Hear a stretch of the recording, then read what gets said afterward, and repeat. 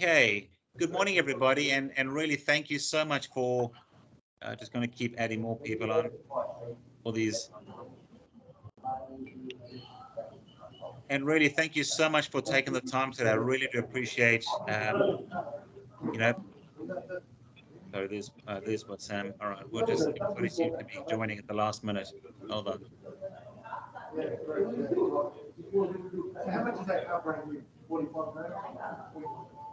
Okay. All right, let's go. All right, good morning, everybody, and I really do appreciate and thank you for joining me this morning. If you can't hear me, just let me know. I'll walk down to your dealership and talk to you directly because most of you are pretty close. But from the bottom of my heart, I really do appreciate you taking the time this morning to attend the first module of what we plan to do. Now, how this training program is designed is it's like building blocks. We these are short 30-minute sessions. And every week after every session, we're going to be, I'm going to give you some sort of activities or coaching focuses to do to practice between the next session. And then the following week, we'll start the session with a bit of a review, how you went, what you tried, what worked, what didn't, and we start the new session. But today is a little bit disjointed. We're doing 3 little programs in one. And I thought, from the psychology of selling to goals and mental prep are all sort of an umbrella to a bit more to sort of an overview of some of the challenges that we're having. I thought was quite pertinent. And then next week, we'll start with the actual road to the sale process, one step at a time. All right. So it's really important. And to get the most out of it, try your hardest to pick up 1 or 2 key points. And at the end of every topic, we're going to talk about what I'd like you to focus on. And then we'll review that in the following week. And I want you to practice some of these, anything that you feel that you'll need some help. So before we begin, a little bit of housekeeping. In terms of the chat box, you can see it at the top next to people.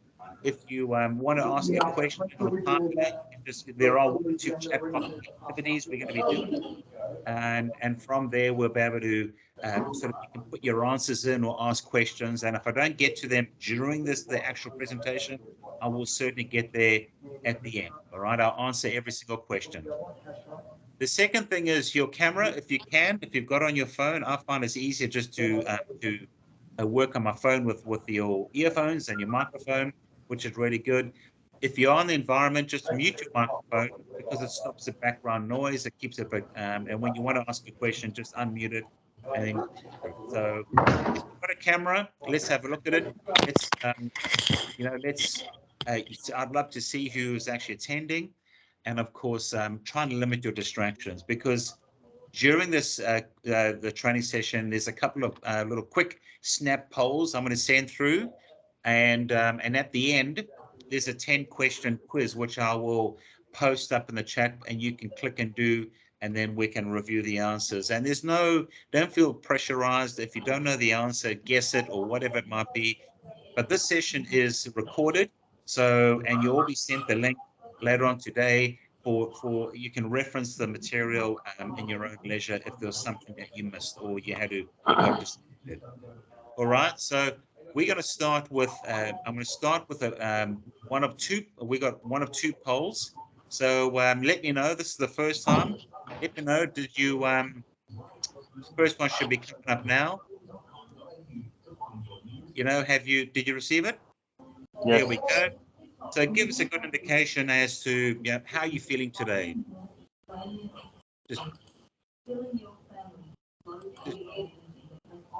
Have you?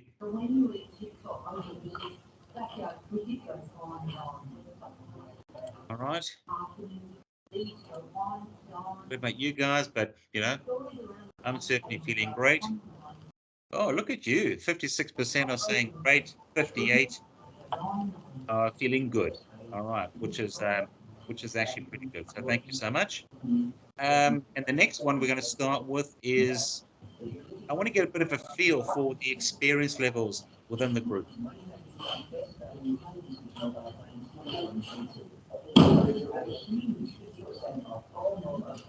So let's just see.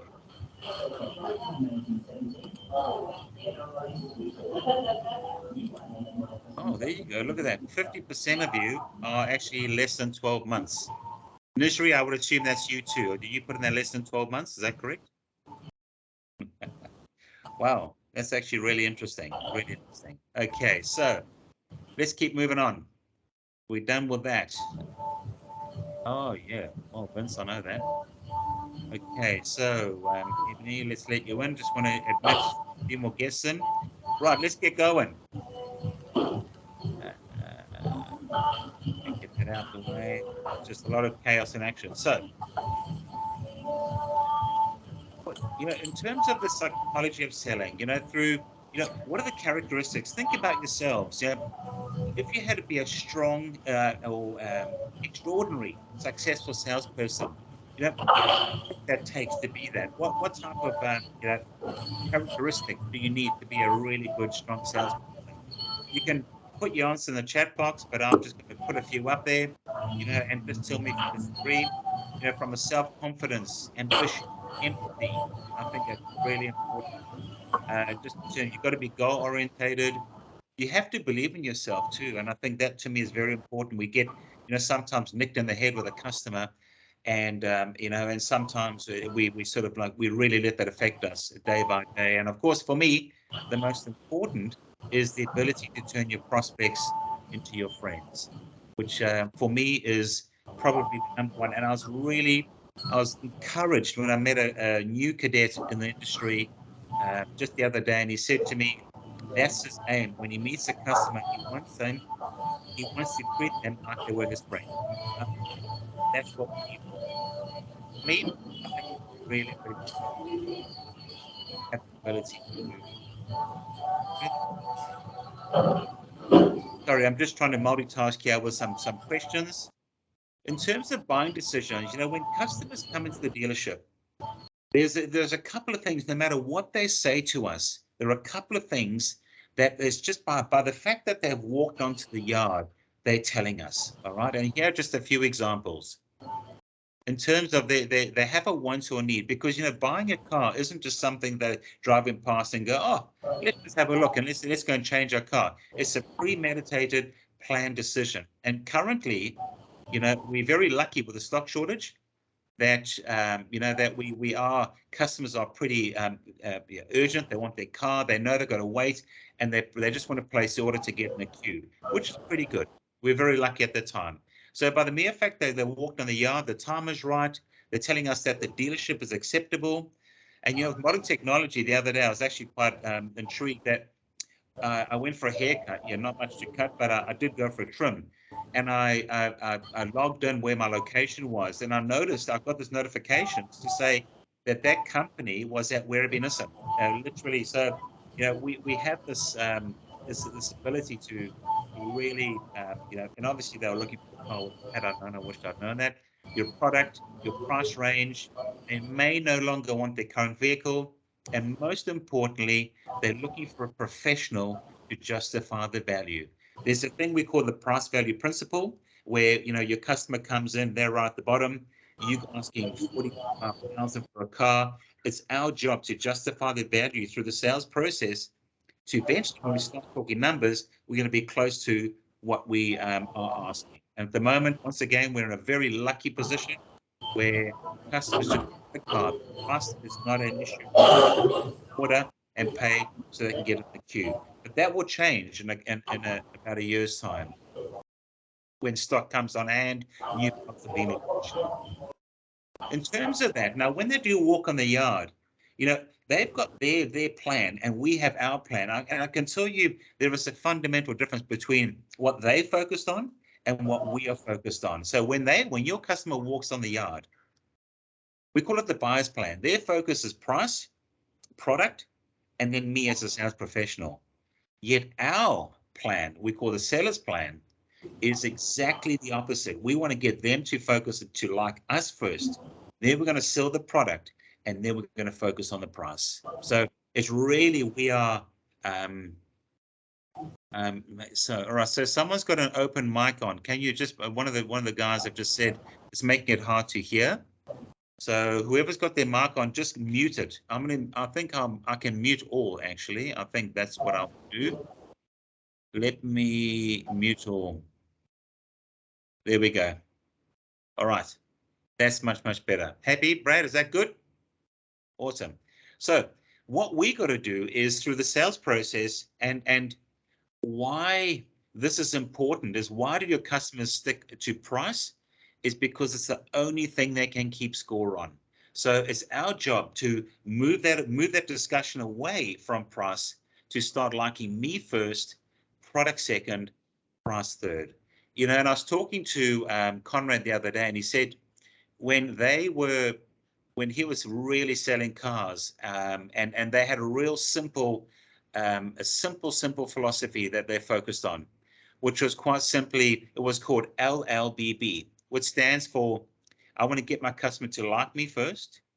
I want them to listen to me, and then I'm going to get them to believe me, and then I'm going to get them to buy from me. So it was a really simple 4-word strategy, LLBB, like, listen, believe, and buy, which is very, very important. So, and I thought that was quite clever.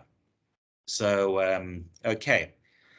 So, and because of that, we need to make sure that we are constantly, and it's a challenge, because what they're afraid of is they have these fears, and the fear of paying too much. That's why their number one fear.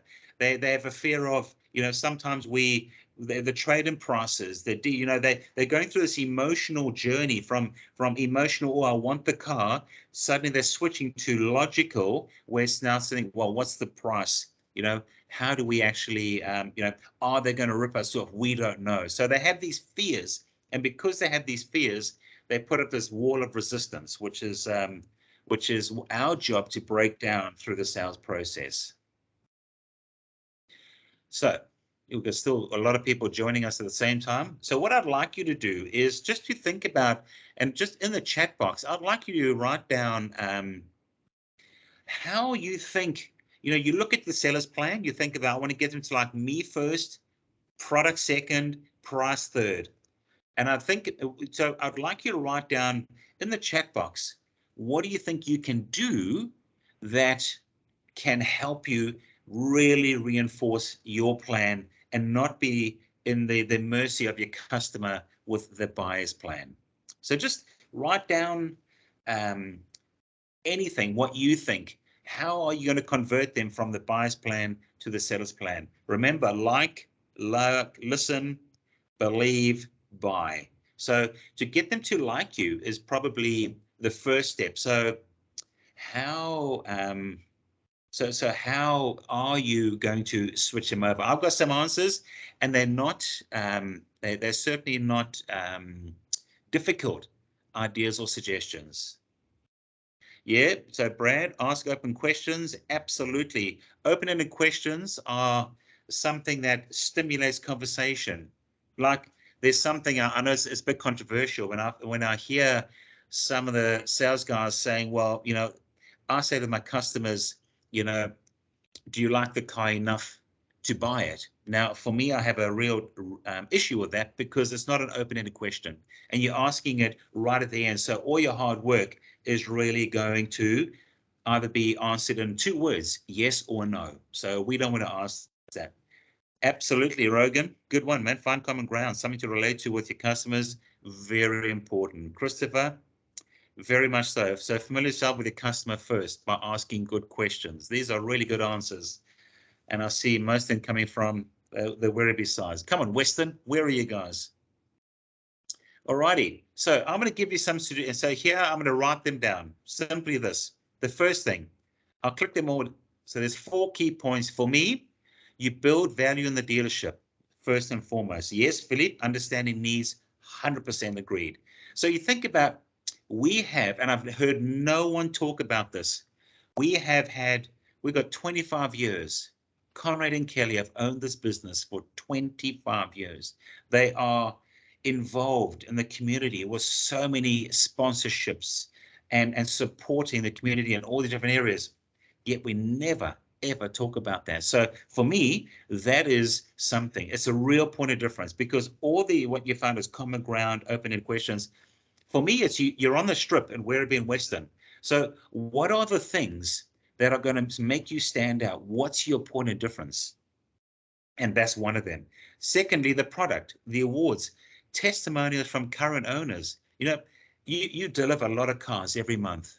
How about giving them a call and saying, how are you finding your car? Send me an email. I'd love to put that in. You can show customers how happy your customers are that own similar vehicles to that. What about yourself? In terms of selling cars, even the type of experience. I've heard some very good salespeople say to customers on the first meeting, I'm here to make sure that I want to give you the best possible service. It's not just about now, but when you buy the car, it's about in the future too, because they have this idea that you deliver a car, goodbye, hope to see you in 3 years' time, which is not what it's all about. And lastly, is like a lot of you have said, job is selection. How do you, if you don't get selection right, no matter how keen they are, they're not going to buy the car. So how do you get selection right? By exactly asking questions, common ground, familiarize, all these other areas that you've mentioned in your polls, so in your responses. So thank you for that. So just as some of the key learning points before we move on, and this one I'm going to keep summarizing before we go on. So remember, when you see your customer in the dealerships today, just the fact that they're coming in, what are they telling you? The time is right, your dealership's right, your product's right. They're looking for a professional salesperson to justify their value, and there may no longer be a need. How many times have you said, why are you looking at replacing your current vehicle? Well, we're old, we can't get low in the car, or we've got an expanding family or shrinking family, something, and when you find out what that is, that's what you call the dominant buying motives. That's the area that you really push. And so remember, every time they come in, they might not voice it. That's why I put it under the psychological part of sales. But that's what they're telling you by the mere fact they're just walking on the yard. All right. So, and as we know, with all the internet out there, the research, when they come in, there's a really good reason. They've done a lot of research, up to 8 hours on the internet before they've actually decided where to go. So that's what it is. So like I said at the beginning, the coaching focus for us is, I want you to stick to the seller's plan, which is me, product, and price. Okay, and I really want you to focus, because your customers are going to be coming and saying, is there any discount on this? What's your price on that?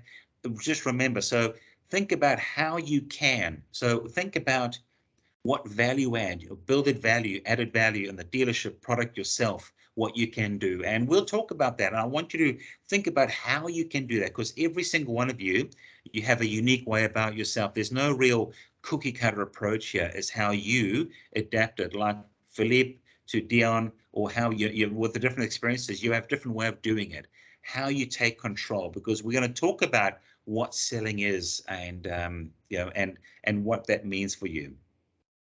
So I've just put that saying in. The definition of insanity is about doing the same thing but expecting a different result. We want a different result. We're very, very lucky at the moment. The automotive industry is buoyant, and we've got a lot of stock, a lot of new models coming through. Hopefully stock will increase for that. But let's look at doing something different if we want to have a different result. So we're going to move on to more of it's a topic that we haven't really addressed that much in any training material that I've read. It's the words and phrases, because I think with the years of experience, with the, we certainly, whether we're new to the industry or we experienced, we want to make sure that we fine tune, and you don't have to be a slick snake or salesperson, but just to keep fine tuning what you do all the time. And one of those areas that you want to fine tune are the words you use when you talk to your customer. There's some of the words we use are quite negative, and we want to look at how do we actually move away from that. How do we actually move away from that and get into using positive words? Because the power of using positive words, they're persuasive. They trigger an emotional response. They're called power words because they compel people to take action. So let's have a look at that. And it doesn't happen overnight, but what I want you to do is think about and ask your colleagues to listen to what you're saying and see if there's any negative words, or the sort of the feeling they get when you say that. Is it a negative or positive? And that highlights what you can write down, and start looking at, and then go to Google and see what some positive words are. So in your chat box again, just think about some of the negative words that you're using. I'm going to give you a few examples, all right, just to help you. and then we can actually and see if you can add any more on there. So some of the negative words are maybe, discount, honestly, hope, and guarantee, and all for different words. You know, from a maybe shows you unsure, a hope we can, you're not confident. You know, honestly is when a salespeople says, I can promise you, honestly, that's the best price we're going to give you.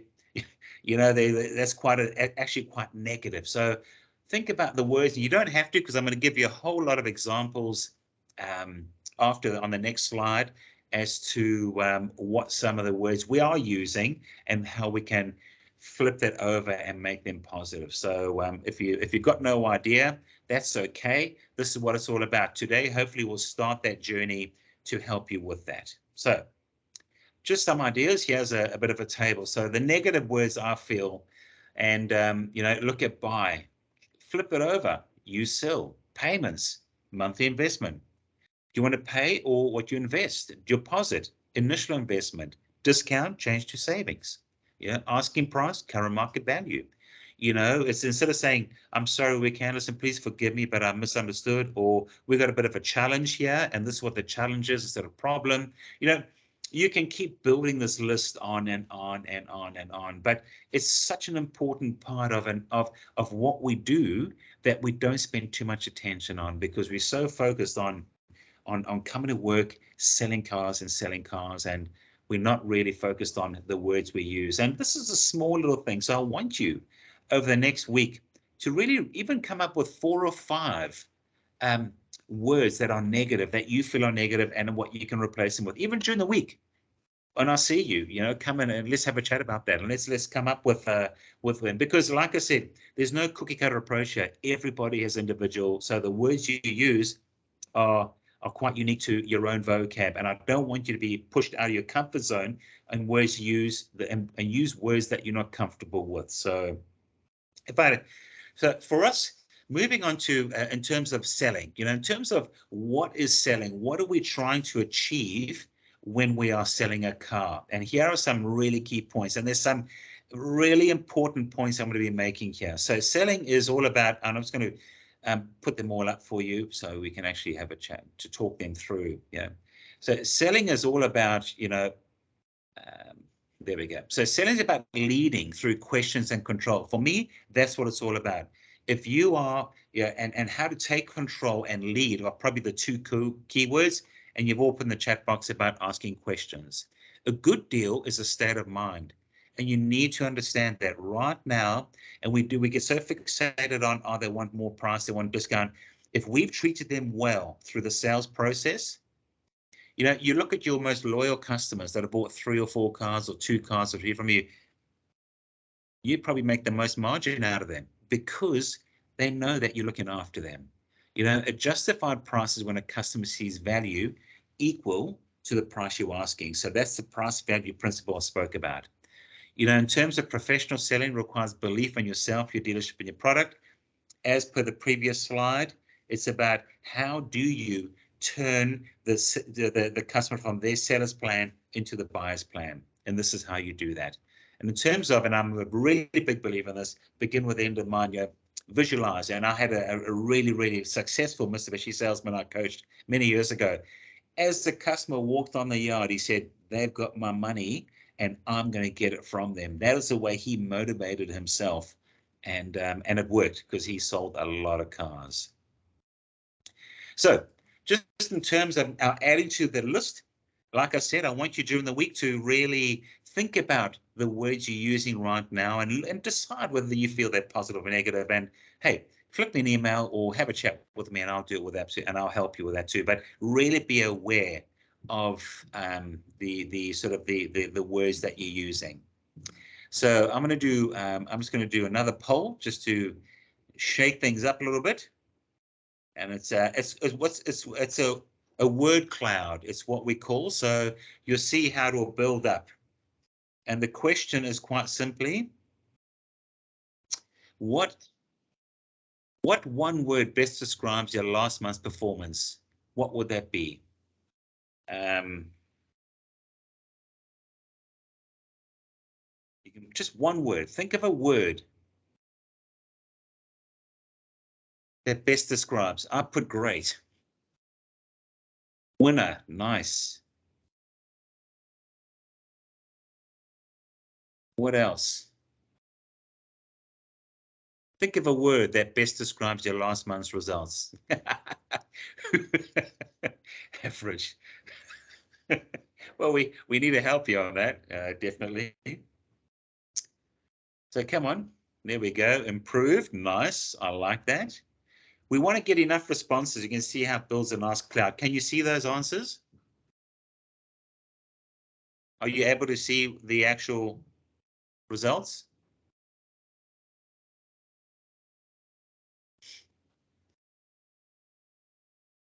Oh, okay. All right.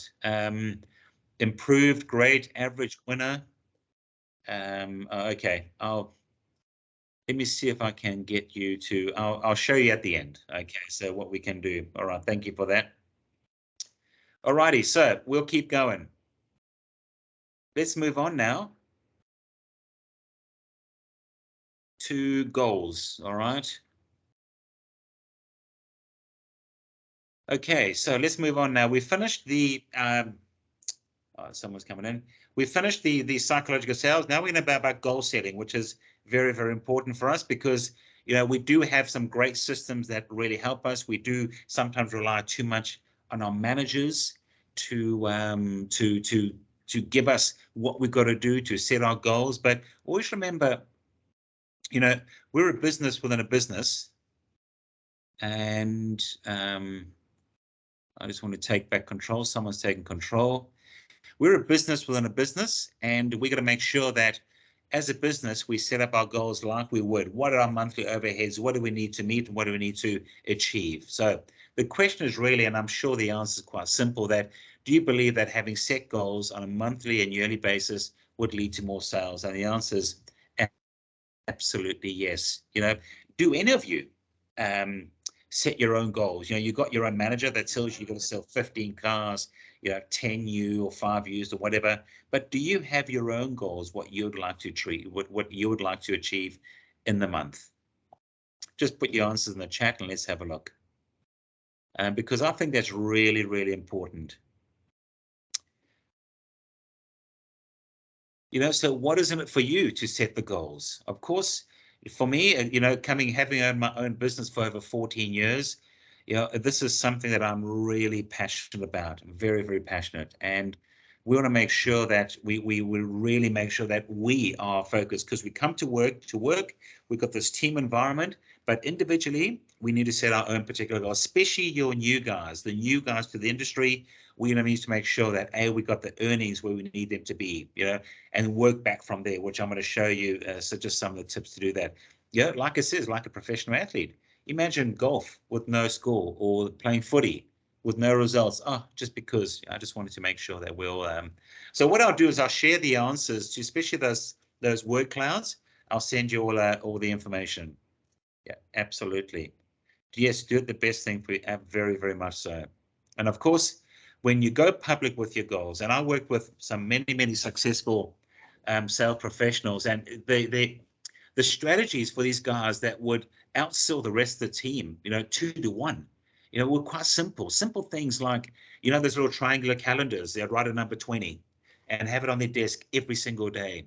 There's a wonderful book called The Winner's Bible by Dr. Kerry Spackman. Talks about visual imagery. So write your goals down and go do a Google search, images, and print that. Keep it in your drawer. Every day, something needs to remind you of what your goals are, because there's a lot of noise at the dealership. We get distracted, and we want to make sure that we pull ourselves away from that and work our way through that noise.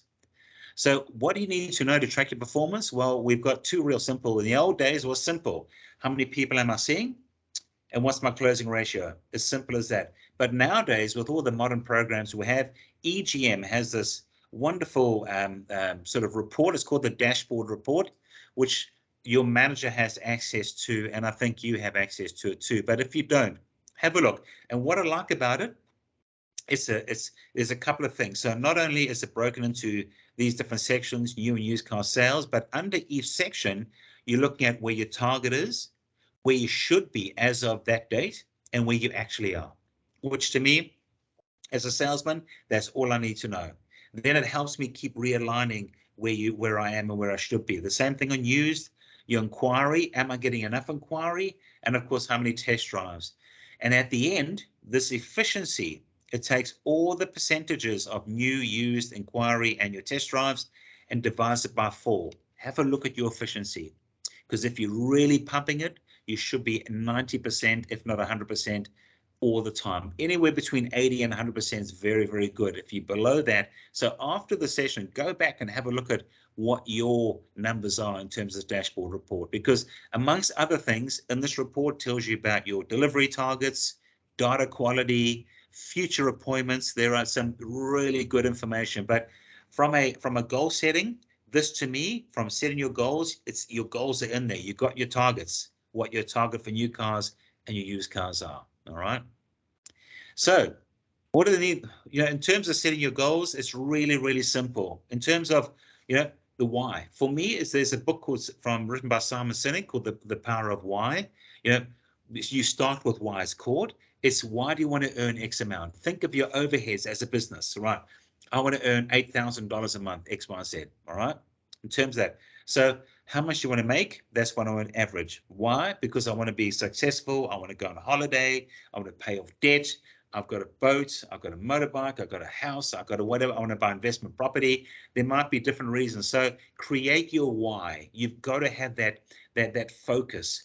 And when I started selling cars, it was a really big thing in South Africa for the managers to try and get you to finance things. So you were focused on earning, like buying a house, a boat, caravan, whatever it might be. But those days are gone. So in terms of that, what must you achieve each month to achieve your goal? So you break it down into monthly, how many sales, and of course from walk-ins, how many will you get from walk-ins? And most importantly, this is the gap. How many sales do you need from prospecting? Because if your walk-ins aren't going to give you enough, you need to go out and look. And for me, once again, we're sitting quite lucky at the moment with industry. And for me, if you think 12 months time, stock is going to come up. We're going to have customers shopping around, and we're going to be back to the way we used to sell very, very quickly. And that transition happens. There's no on or off switch. It happens slowly. And before we know it, we're suddenly seeing customers buying from somewhere else where they would have bought from you. So we need to get ready for that in terms of setting your goals. As a business, you want to make sure there's if you do a SWOT analysis, there's a threat that we need to work on.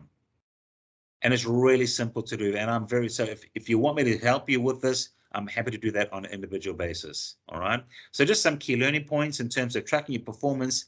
You've got your progress. You look for the areas so you can improve on. And then basically you match your goals with your efforts. Selling is the highest paid hard work, the lowest paid easy work. You've got to match your goals with your efforts, because if you don't put in effort, you're not going to sell cars. You're not going to hit target, or you'll achieve your goals. Okay, so just in terms of that, what I'd like you to do is start thinking. Don't wait for your managers to do this. Set your goals up. So think about, like today, you should be thinking about, what did I do this week? How many cars did I sell versus how many should have I sold? How many, and what does next week look like? So look at next week and say, right, how many people who are my hot prospects I can close for this month? I've got 10 or 15 or 5. And if you got selling 15 cars, you got to sell what on average, 4 a week, or 4 to 5 cars a week. Have I got enough hot prospects to sell 4 or 5 cars next week? So maybe set your goals on a weekly basis, review this week and plan next week's. Alrighty, just in terms of mentor prep, I'm going to send you one more poll, which is another one, is more of a team aspect. And the poll is simply this: who was your unsung hero last month? Nominate one of your colleagues.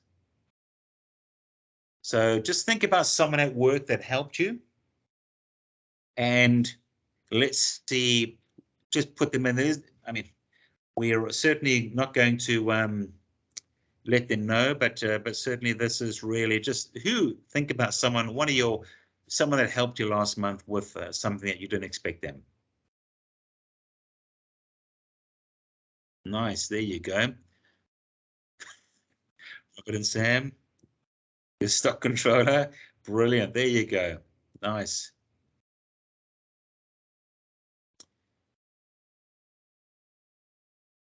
Which is really good. Oh, there you go. Look at that. Philippe, did you nominate yourself? Hey? All right, we'll keep going. Okay. And lastly, we're going to talk about mental prep, because something that, in our world, like I mentioned earlier, the noise we have, there's so many things. We've got customers demanding, we're keeping up with customers, we've got manufacturers, we've got managers on top of us. We need to make sure that mentally we're ready, because selling cars in this industry is tough, and we need to make sure that we get ready for that, because you know what? Being mentally prepared for work is important. Like Michael Jordan said, if the minute you get away from these fundamentals, whether you it's on a work ethic, technique, mental prep, you will fail with your game and business, whatever you're doing. You have to make sure that you stick to your fundamentals, and mental prep is so important. All right. So in terms of that, I'm sure you'd agree that if you expect to win, you often will. Both teams, footy teams, cricket teams, all go out to win. Some days sadly you have a winner and loser, but they're both going out to expect, and that's why it's not guaranteed, but you've got to get out there. You've got to make sure that you've got that winning attitude. So we've got a game plan. It's showtime. Your customers don't care what issues you've had or what challenges you have at home. We've got our goals, we've got our game plan, and we need to visualize that. And I'm a big believer in sometimes if you are stressed, remove yourself from the situation, center yourself, deep breathe, get back in, refocus, and start. And that's what I love about selling. It's on a micro scale. You can actually, hour by hour, your day can change, and it's up to you. Like the poster that's with that attitude poster. What does it say? Life is 10% what happens to you, 90% on how we react to it. So remember that. I think it's really, really important. In terms of the way we need to prepare to win, we need to go the extra mile. What are we doing that's going to wow your customers? What are the things that you can do that's going to inspire them, that's going to get them to say, I didn't expect you to do that. Play the right movie in your head. Remember, this is showtime. It's opening night every single day. Every single time your customer comes in, they want an opening night performance from you.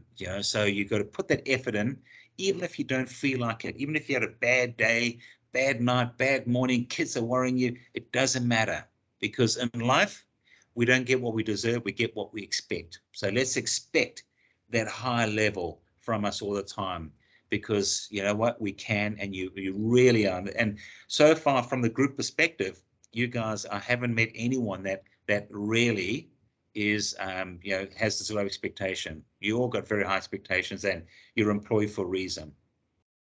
So just in terms of that, think about coming to work and think about, what can I do? Even if you have a bad day, when you drive in to the dealership or you're walking into the dealership, put your cap on, whatever you've employed to do, sales professional, sales manager, put your cap on, and that's it. Forget your worldly problems. The best part of your personality you bring to work. All right, we need to make sure we do that.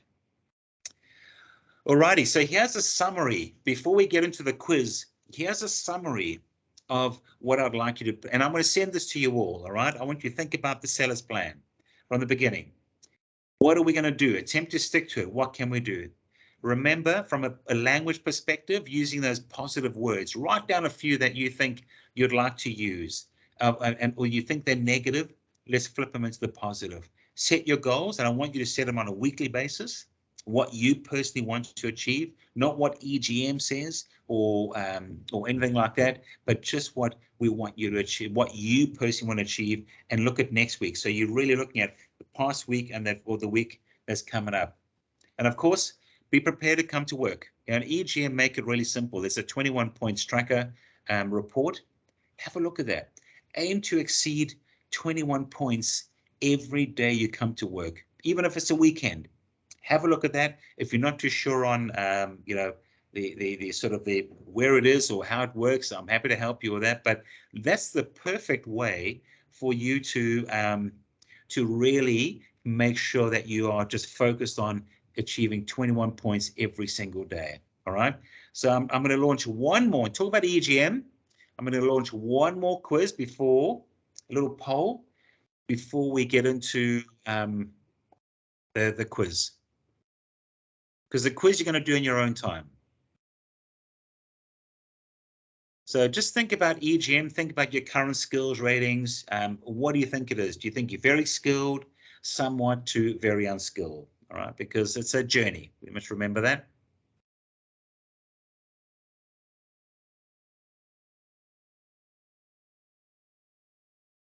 So what I'm going to do now is in the chat section,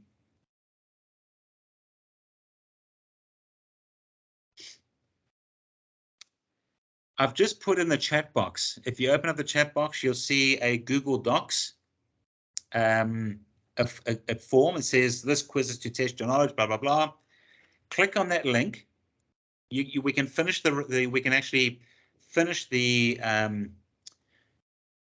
presentation now, because when you click that, it'll open up your web browser, so you don't need to stay in Microsoft Teams, and do that before you get into your day, because then we can actually have a look at the results. It doesn't matter what your results are. There's no penalty for poor results. It just gives indication as to, you know, your retention, just a bit of fun, really. And like I said, this has been recorded, so we'll send the link, we'll upload it and send it to you, so you can have a look at your own quiz. I'll give you the results and see where you can improve, all right? Because every week, this is a sort of format we'll follow, a few polls and a quiz at the end, just to keep everybody engaged, all right?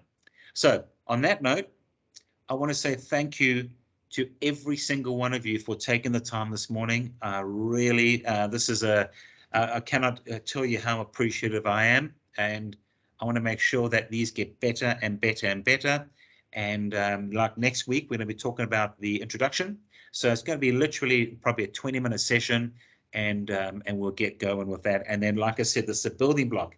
And then the following week, qualifying, and we'll work our way through the whole road to the sale. All right. So all I would like to say is thank you so much, and have a wonderful, wonderful day and a very successful day.